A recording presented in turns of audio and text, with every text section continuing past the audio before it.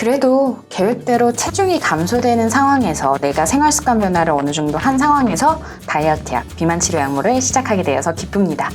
그리고 다이어트 약에 대해서 설명하기 전에 꼭 강조하고 싶은 거 있어요. 자, 요 이미지 보이시죠? 요 여자 보이시죠? 요 여자가 비포가 아니라 애프터 사진입니다. 싹센다 투약하고 애프터 사진이에요. 애프터 사진. 요 바지 입다가 요 정도로 바뀐 게 싹센다 비만 치료 약물의 애프터 사진입니다.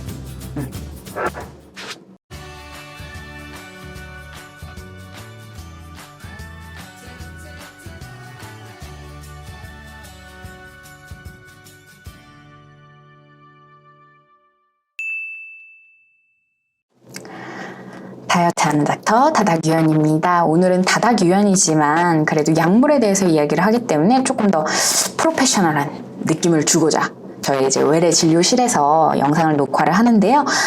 약물 복용에 대해서는 이전에도 말씀드린 적이 있지만 확실히 알고 가셔야 되는 부분이 몇 가지가 있습니다. 일단 첫 번째, 약물의 복용에 효과가 있다라는 거는 3개월에 5% 체중 감량이 되면은 효과가 있다고 판정을 해요. 사실 일반적으로 다이어트, 비만 약물 치료, 게다가 병원에 가서 다이어트를 하는데 3개월 동안 5% 체중 감량이라고 하면 굉장히 만족스러워하지 않으실 수가 있습니다. 근데 그게 결국에는 장기적인 유지를 위한 방법이고 약물들 역시 장기적인 복용을 위해서 나온 약들이 이제는 주가 되고 있다는 거, 그거를 먼저 좀 알고 계셨으면 좋겠어요. 그리고 또 하나, 두 번째. 부작용이 있는 약이 안전한 약입니다. 부작용이 있는 약이 안전하다. 이게 무슨 얘기냐면은 사실 저희가 사용하는 약들 중에 부작용이 없는 약은 없어요. 타이레놀부터 부작용이 있습니다. 심지어 타이레놀은 정량을 복용하면서도 간 수치 이상을 유발을 할 수가 있어요. 그런 상황에서 부작용이 있는 약들을 많이들 걱정을 하시는데 부작용이 있는 약은 저희가 어떤 부작용이 나타날지를 예측을 하고 그리고 얼마에 한 번씩 뭐 체크를 한다던가 이런 부분에 대해서 이런 증상이 나타날 때 병원에 오세요 라고 이야기를 할 수가 있는데 부작용이 없는 약들이 훨씬 더 위험한 겁니다. 다른 약들과 복용을 했을 때 어떤 교차 반응이 일어날지도 모르고 어떠한 그 몸에 손상을 줄지도 모르는 약들이기 때문에 부작용이 있는 약을 두려워하실 게 아니라 부작용이 없는 약들을 두려워해야 된다라고 생각을 좀 하시고 부작용이라든지 금기증이라든지 권고 대상이라든지 이런 부분을 참고를 해서 그래서 상담을 통해서 그리고 검사를 통해서 어떤 약을 쓰는 게 가장 덜 위험하고 가장 효과적일지를 의사와 함께 결정을 하게 되는 거죠. 그리고 가장 강조하고 싶은 부분은 모든 비만 약물은 사실 비급여라서 이런 그 기준점에 대해서 사람들이 많이 중요하게 생각하지 않아요. 환자들도 그냥 처방해달라 이렇게 얘기하시는 경우도 굉장히 많은데 아까 말씀드렸듯이 위험성이 있는 약물입니다. 위험성이 있는 약물이기 때문에 효과가 그러니까 내가 비만으로 인해서 생길 위험성, 내가 비만으로 인해서 다른 질환에 걸리고 심내혈관 질환에 걸리고 사망할 확률 이런 게 높을 때 약을 먹어서의 위험성보다 비만으로 인한 위험성이 높을 때 이 위험성을 낮출 수 있게 약을 먹어야 되는 거죠. 그래서 나와 있는 기준이 BMI 30입니다. 사실 우리나라 비만 기준은 분명히 30이 아니지만 사실 미국에서 이제 개발이 되고 연구가 된 약물들이기 때문에 사실 약물 효과와 그런 그 부작용들을 얘기하는 모든 기준점은 BMI가 30 이상이에요. 혹은 BMI가 30 이상이 아니라 27 이상이 상황에서 이상 지질혈증, 고혈압, 당뇨병 같이 대사질환을 같이 가지고 있을 때예요.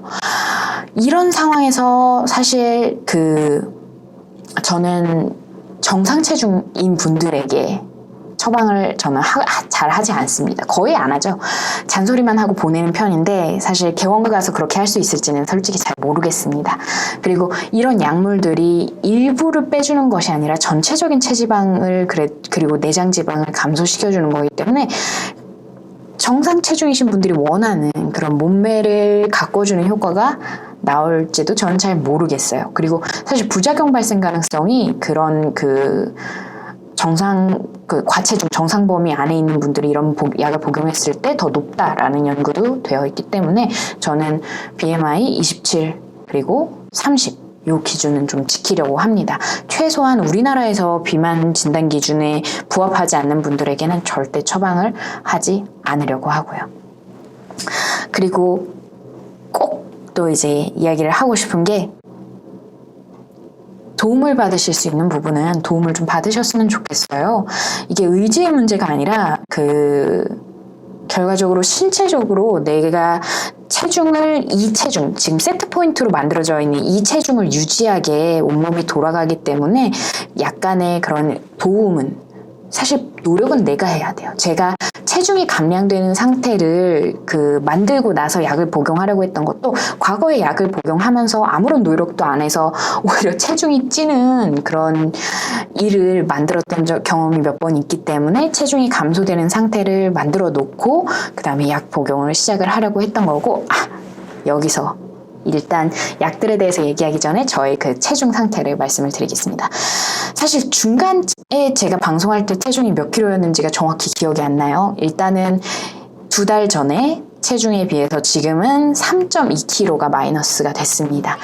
제가 기억하기로 아마 저번에 1kg 정도 늘었다가 다시 1kg 정도 빠진 것 같아요. 그 2주 간격으로 해서. 그래서 말씀드린 것처럼 일단 생활습관 변화가 어느 정도 잘 유지가 되고 있는 상황에서 약물 복용을 이제 시작을 했습니다. 약물 복용을 시작을 했다기보다 정확히 말하면은 주사를 시작을 했죠. 삭센다를 시작을 했고요. 삭센다에 대해서는 이제 순서대로 말씀을 드릴 거라서 이따가 말씀드릴게요. 제가 드디어 대본을 준비를 했거든요. 말씀드리려는 순서가, 일단 5가지 약물을 말씀드리기 전에, 장기 복용이 가능한 5가지 약물에 대해서 말씀드리기 전에 상당히 많이 처방이 되고 있는 단기 복용 약물, 사실 이제는 의학 논문들에서 비만 관리를 위해서, 비만 치료를 위해서 처방하는 약으로도 분류가 되지 않는 아디펙스 펜터민에 대해서 잠깐 얘기를 하고, 나머지 5가지 약물은 FDA 승인 연도에 따라 말씀을 좀 드리려고 해요. 일단 첫 번째 약입니다.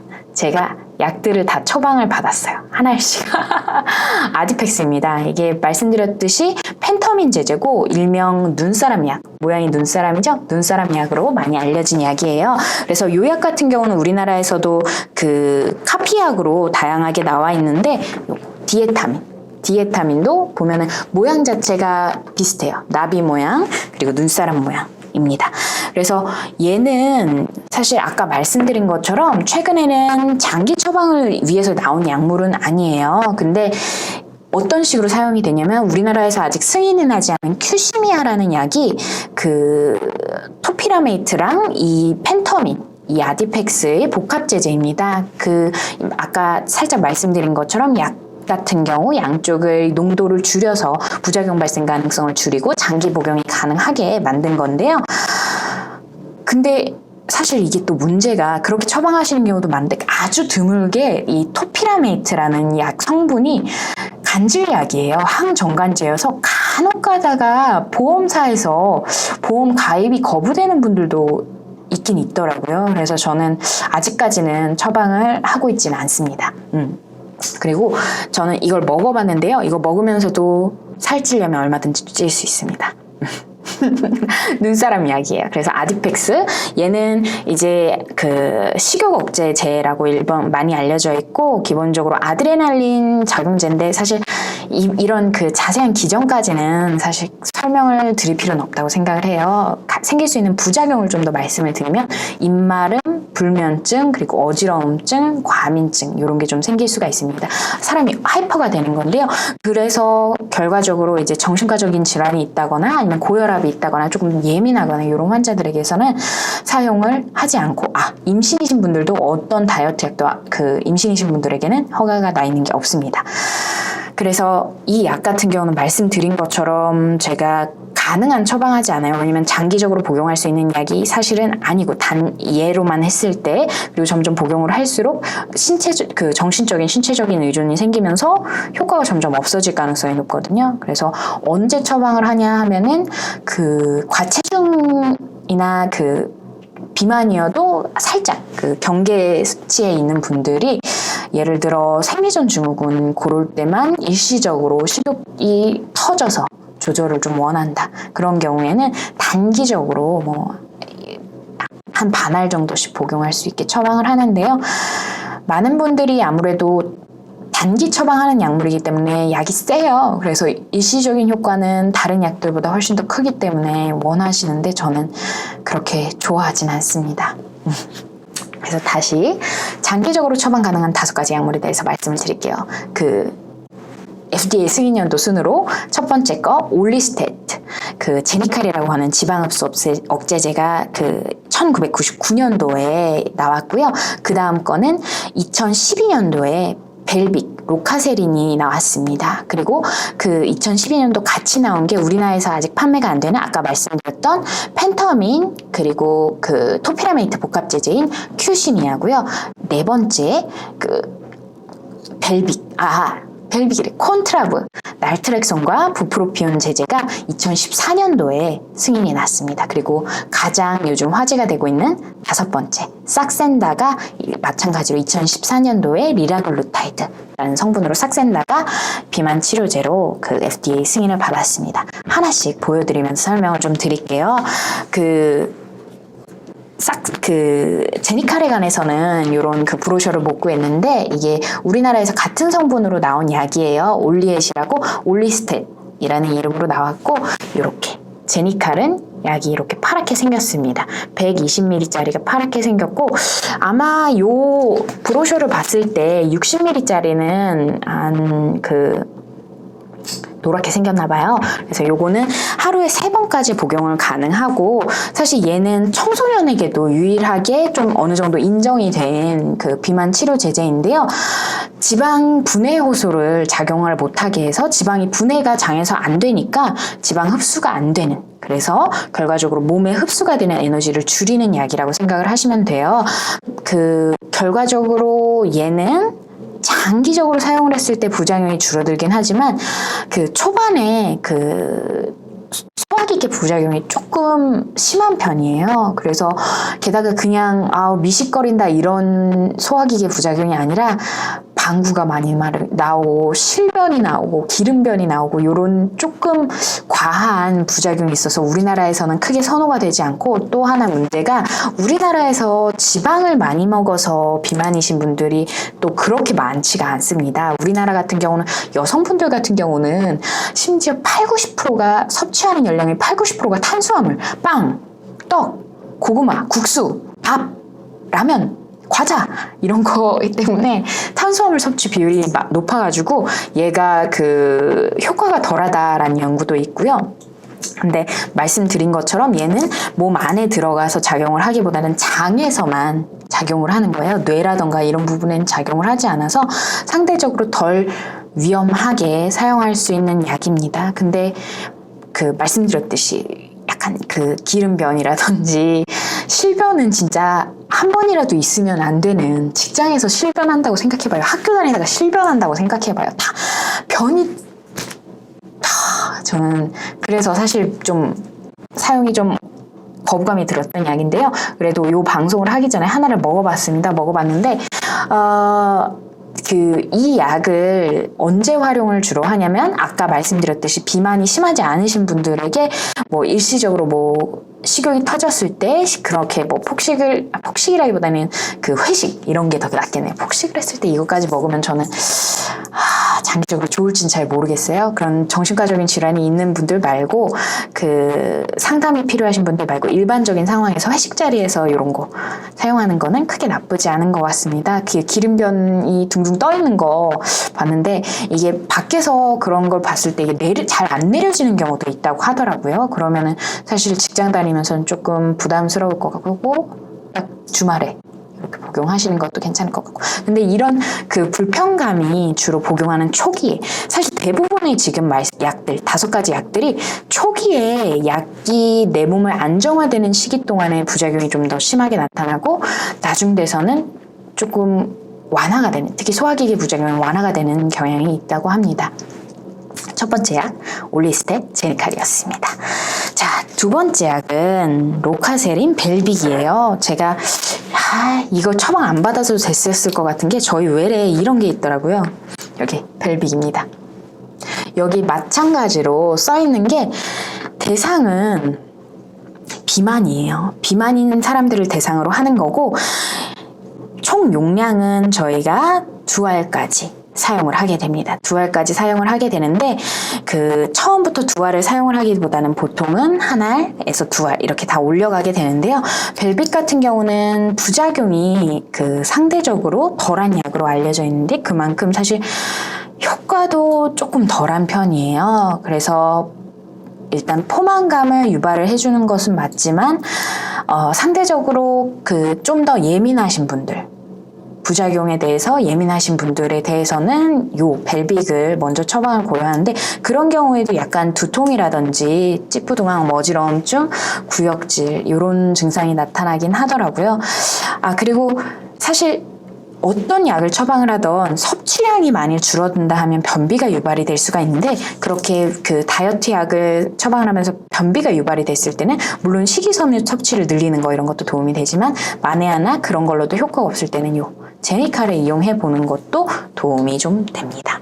그래서 말씀드린 것처럼 벨빅, 로카세린, 포만감을 도와주는 약인데요. 이 약 같은 경우는 사실 처방 빈도가 높지는 않습니다. 왜냐면 상대적으로 효과가 좀 떨어지는 느낌이 들어서 환자들이 잘 안 온다고 하더라고요. 그리고 이 다음 약은 약이 없어요. 왜냐면 우리나라에서 아직 승인이 안 났으니까. 큐시미아입니다. 토피라메이트와 펜터민 복합제제, 아까 말씀드렸던 눈사람 약이에요. 눈사람 약인데, 이 약 같은 경우는 결과적으로 우리나라에서 일단 아직까지 나오진 않았는데, 일단 연구 결과로는 가장 그나마 부작용이 낮으면서 효과가 좋은 약이라고 알려져 있어요. 그래서 많은 분들이 직접적으로 큐시미아가 아니라고 하더라도 펜터민과 토피라메이트를 같이 처방을 하는 경우가 있는데, 사실 아직까지 제가 많이 경험했던 건 아니어서 보험 관련해서 간질약이 어떻게 될지, 추후에 더 문제가 되는 케이스가 많아질지는 조금 모르겠어요. 그래서 이건 조금 지켜봐야 될 부분일 것 같고, 근데 일단은 중추신경계에 작용을 해서 식욕을 억제하는 데는 정말 뚜렷한 효과를 가지는 약이라고 생각을 하시면 됩니다. 아무래도 펜터민 제제가 포함이 되어 있기 때문에 아디팩스를 먹으면서 나타날 수 있는 입마름, 불면, 그리고 과다 항진 느낌, 그리고 두통도 좀 나올 수가 있고요. 그리고 어지러움증 이런 것도 좀 나타날 수가 있습니다. 그래서 혹시라도 이제 약물을 복용하면서 이상 증상이 있을 때 그냥 끊는 것이 아니라, 혹시라도 이게 지나가면 나아질 것인지 아니면은 다른 약으로 변경을 할지 좀 와서 같이 상담을 좀 해주셨으면 좋겠어요. 그리고 부작용이 있는지 없는지 여부, 그리고 견딜 수 있는지 없는지 여부를 좀 이야기를 해서 변경을 해나갈 수 있는 방법이니까요. 말씀드린 것처럼 비만은 꾸준한 관리가 필요한 질환이니까요. 네. 그리고 큐시미아는 말했고, 미치겠습니다. 콘트라브입니다. 얘가 제가 싹센다 이전에 복용을 했던 약인데요. 콘트라브는 왜 콘트라브냐면, 컨트롤이랑 크레이브, 탐욕을 말하는 단어의 복합제제라고 해요. 그래서 이 약을 무려 4알까지 먹는 게 치료 용량입니다. 그래서 처음에는 1알로 시작해서 다음 주에 2알, 다음에 3알, 다음에 4알까지 올려가는데요. 하루에 아침에 1번, 그 다음에 아침 저녁, 아침에 2알, 1알, 그 다음에 아침 저녁으로 2알씩 이렇게가 목표인데, 사실 이 약도 만만치 않게 불면을 사실 유발하기는 합니다. 그래서 불면이 있으셔갖고 그런 경우에는 사실 2알까지 안 올리고 아침에 2알 정도까지만 올려서 이제 지속을 하는 경우도 있는데요. 얘 같은 경우는 또 흔하게 생기는 부작용으로 두통이 있어요. 위장관계 증상도 다른 약들처럼 나타날 수가 있는데, 두통이 정말 견딜 수 없게 심하게 나타나시는 분들이 종종 있어서, 사실 타이레놀을 복용을 하면서 좀 기다려보는 경우도 있긴 있는데, 아예 견디지 못하시는 분들도 있더라고요. 그래서 얘는 두통이 좀 평소에도 많이 있으신 분들에게는 상대적으로 좀 권해드리기가 어렵습니다. 근데 제가 느끼기에는 얘가 확실히 식탐을 좀 줄여주는 효과가 저에게는 좀 있었던 것 같아서 이 약을 좀 꾸준히 복용을 하려고 했는데, 싹센다를 그래도 비만 환자들에게 처방하기 전에 저 역시 맞아보고 효과를 느껴보기 위해서 삭센다로 시작을 했고요. 이 약에 대해서 조금 더 설명을 드리면은 날트렉손이라는 알코올 중독 환자들을 금단 증상, 그런 금주 기간을 견디게 도와주는 약과 함께 부프로피온이라고 해서 금연을 도와주는 약을 결합한 약이에요. 사실 이 약들 같은 경우는 기본적으로 우울증이라든지 그런 기분 부정 장애 이런 경우에서 사용을 할 수 있는 약들인데, 사실 걔네가 또 추가적으로 자살 사고로 유발하는 경우 드물게 있다. 특히 젊은 여성들 같은 경우에는 있을 수 있어가지고 그것도 주의가 필요합니다. 하지만 앞서서도 말씀드렸지만 부작용이 있는 약이 무서운 게 아니라 부작용이 없는 약이 무서운 거예요. 부작용이 있는 약은 어떤 부작용이 있는지 알고 그거에 대해서 위험성이 높다고 하면 안 쓰면 되는 거니까요. 근데 말씀드린 것처럼 이 약 같은 경우는 제가 식탐이 심했기 때문에 두통은 좀 유발을 했지만 효과를 봤던 약이긴 합니다. 그리고 마지막으로 삭센다. 제가 삭센다 펜을 까먹고 안 가지고 왔어요. 근데 삭센다에 대해서는 펜 사용법이라든지 제가 여러 군데 다 찔러보고 있거든요. 팔뚝, 배, 허벅지 다 골라서 찔러보면서 사용 방법과 체험한 기분에 대해서 같이 좀 따로 방송을 좀 해보려고 합니다. 네. 그리고 이제, 말씀드렸듯이 삭센다는 이제 리라글루타이드라는 당뇨병 치료 약물이에요. 원래 당뇨병 치료 약물로 나왔는데 이 약 같은 경우는 결과적으로 고농도로 썼을 때, 당뇨병을 치료하는 것보다 고농도로 썼을 때 체중 감량 효과와 더불어 체중 감량 유지 효과를 보이는 약으로 나왔어요. 근데 맨 앞에 제가 오프닝에서도 설명드렸지만 다시 강조하지만 비포 사진입니다. 아니야, 애프터 사진이에요. 이게 애프터 사진이에요. 이런 분들을 위해서 만들어진 약이에요. 이 모든 약들이 BMI 30 이상입니다. 이 약 같은 경우는 사실 말씀드린 것처럼 당뇨병 약물이고 장기적으로 사용이 되었던 약물인데요. 이 약도 중추신경계에 영향을 미치는 걸로 알려져 있습니다. 정확하게 기전은 알려져 있지 않지만 어쨌든 내가 식탐을 줄여주고, 식탐도 그렇지만 건강한 음식을 먹고 싶게 해주는 효과를 발휘를 하는데요. 사실 지금 말했던 어떤 약들도 투약을 중단을 했을 때 체중을 유지시켜주는 약은 아직까지는 나와 있는 게 없습니다. 그래서 장기적인 사용을 제가 이 약 같은 경우는 장기적인 사용을 하려고 했을 때 제가 알러지도 좀 있고 주사제제를 매일 맞는다는 거에 대해서 좀 거부감이 있어서 계속 이제 사용을 안 하려다가 이제 겸사겸사 이제 방송도 할 겸 이제 시작을 해봤는데요. 그냥 미식거리는 거 소화 안 되는 것 같은 느낌 좀 있고, 그리고 약간 몸살 기운 조금 같이 있는 것 같습니다. 아직 시작한 지 3일 정도밖에 안 됐고, 메스거리는 거는 이제 1, 2주 지나면서는 조금 나아진다고 해서요. 그래서 일단 처음에 시작은 0.6, 그리고 그 다음 주에 괜찮으면 1.2, 그리고 3mm까지 사실 올리는 게 치료 농도기는 한데 거기까지 올릴 수 있을지는 결국 부작용과 효과를 저울질 해봐야 되는 거라 좀 관찰을 좀 해보려고요. 그래서 사실 삭센다를 처방을 받더라도, 어느 약을 처방을 받더라도 원래는 일주일에 한 번 정도는 외래에 와서 확인을 하는 게 맞는데, 대학병원에서도 그렇긴 하지만 개원가에서는 일주일에 한 번 오라고 하면은 환자들이 거의 안 온다고 하시더라고요. 사실 근데 약을 먹으면서 단순히 약을 먹는 것이 아니라 관리를 해 나가는 거고, 말씀드렸듯이 비만 관리에 관한 NEJM, 뉴 잉글랜드 저널 오브 메디슨인가? 거기에서도 강조를 했던 게 체중 감량을 위해서는 최소한 한 달에 2번 이상의 카운셀링이 필요하다고 되어 있습니다.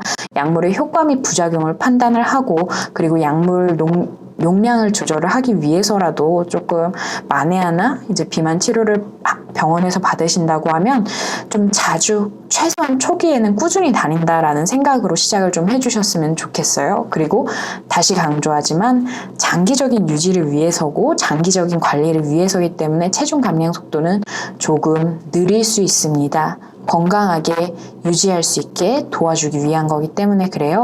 내 미적인 그런 관점을 충족시키기 위해서가 아니라 내 몸을 건강하게 도와주기 위한 치료라는 거 꼭 좀 기억을 하시고요. 제가 지금 말씀드렸던 약 중에 총 네 가지를 이제 경험을 해봤네요. 아디펙스, 입마름, 불면 심했습니다. 근데 사실 이거 같은 경우는 일을 참 열심히 하게 만들어줬어요. 마찬가지로 콘트라부도 그렇고, 콘트라부도 저를 잠깐 업시켜가지고 그 일을 열심히 하게 했는데 제가 잠을 못 자기 때문에 사실 얘네를 복용하는 시간이 조금이라도 늦어지면 밤에 좀 힘들더라고요. 삭센다는 상대적으로 불면에 대한 문제는 적어요. 그래서 얘는 오히려 만약 위장관계 부작용이 심하다 그러면 저녁 때 주사를 하라고도 되어 있고, 그래서 저는 얘를 맞으면서는 아직까지 그 위장관계 부작용이랑 살짝 몸살이 느껴지는 거, 그거 외에는 특별한 부작용은 못 느끼고 있습니다. 그리고 위장관계 부작용은 대부분의 약이 있다고 생각을 하셔야 돼요. 최소한 변비라도, 왜냐면 섭취량이 줄어드니까 그럴 때 사용할 수 있는 약이 올리스테즈입니다.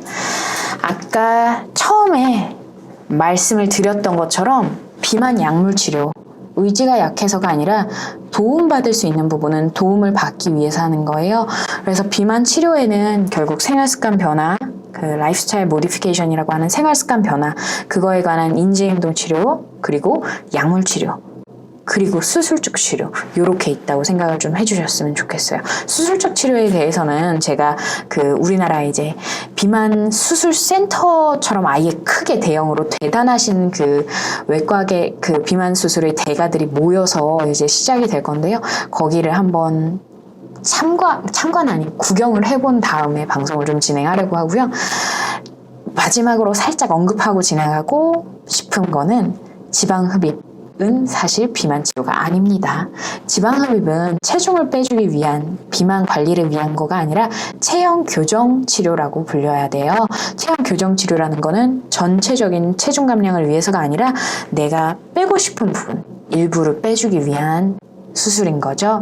그래서 저는 체형 교정 치료를 반대하는 거는 절대 아니에요.